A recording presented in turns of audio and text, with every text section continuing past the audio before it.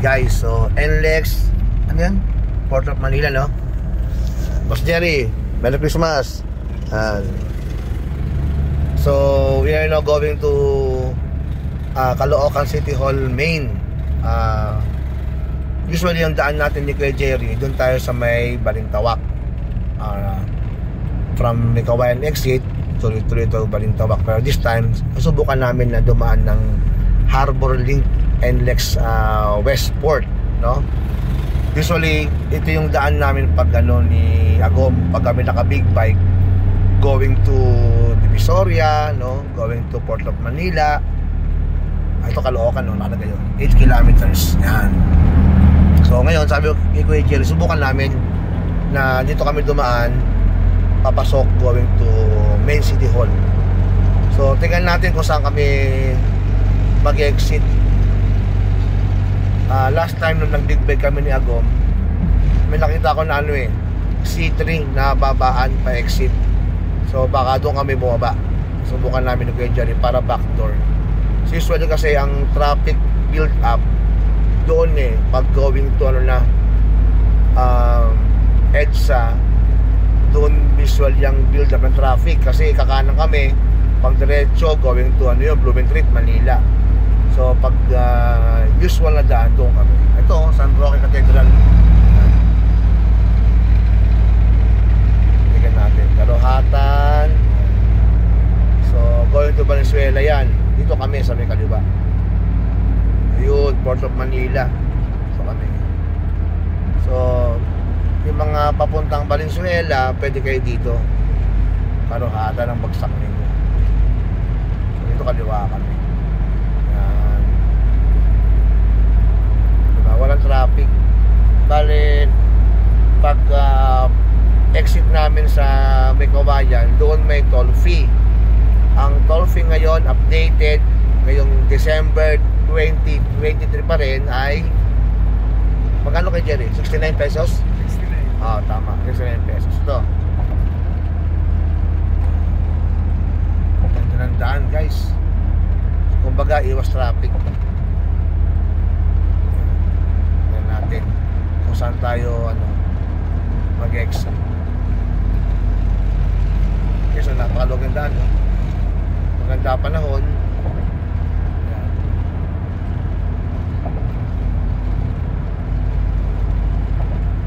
7:30 in the morning.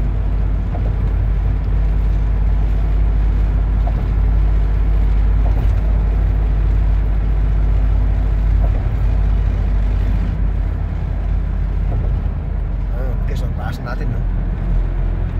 We're at the top of all roads. Fly over.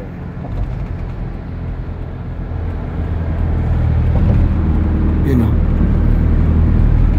Natin ilang minuto from doon sa lilikuan namin na lobas kami ng NLEX papunta dito sa may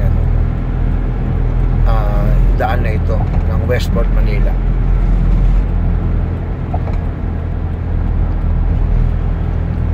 So far, upon recording the video, nakakanan tayo almost 4 minutes. Yan. 4 na minuto. Yan.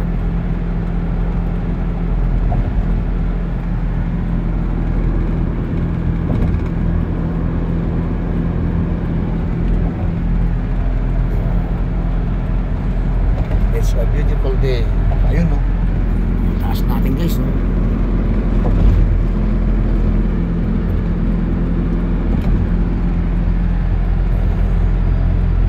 Tuloy-tuloy lang ang biyahe.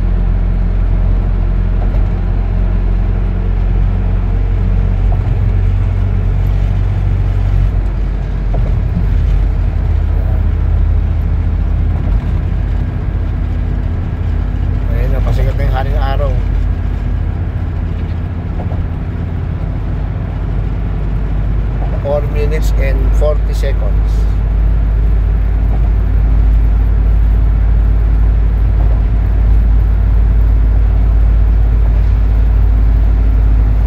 Truck at bus bawal sa overtaking lane. Tama.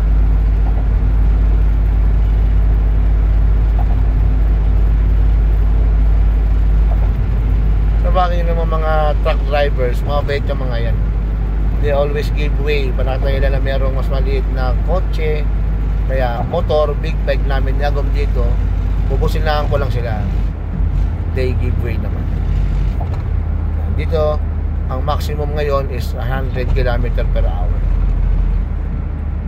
na maximum. Bilis na kay Jerry? Ayun, bilis lang namin, no? So, 5 minutes lang. Ito na, C3 Road, Caloocan. And yan guys, yan na kami ngayon bababa. Sa pag-diretso nyo yan, yung unang ano dyan, kanan, papunta lang ano yan, Westport of Manila. And of course, Divisoria. Kaya napakabilis naman biyahe pag pupunta ng Divisoria. Daan na lang NLEX may kawain ang peg namin. Tapos yun na. And we're here, Caloocan, C3 Road, Caloocan. Ay nalabas namin dyan. Backdoor na kami. So yun guys. So pwede nga from Westport entrance doon sa NLEX, labas lang kayo. Tapos diretso lang, bababa na C3. Lahat ng mga gustong pumunta ng South Caloocan, coming from Bulacan, coming from north of Caloocan, dito pinakamabilis na daan kung nakakotse kayo, kung naka-big bike. Okay? So, good morning once again. Maganda ang panahon. Maganda dahil yung trapiko. Yan. Diba, trivia lang. Ang ibig sabihin ng traffic sa totoong kahulugan niya ay flow of vehicles. Kaya pag sinabi mong may traffic, ibig sabihin nun, hindi yung hindi gumagalaw mga vehicles. Rather, pag may traffic, ibig sabihin, tuloy-tuloy ang daloy ng mga vehicles. Ayan. Kaya so sinabi mong traffic, kaya ako na-late, mali. Sabihin mo, kasi walang traffic, kaya ka na-late. Kasi pag walang traffic, walang daloy ng vehicles. Okay? Under trivia from Doc Rosie TV. Kaya nga, sasabihin natin, traffic. Ayan. Kasi tuloy-tuloy ang daloy. Salute kay la kuya na maaga lang dyan lang kumaraw, naka-duty. Yan na kami. Happy weekends and Happy New Year mga ka-Doc Rosie TV.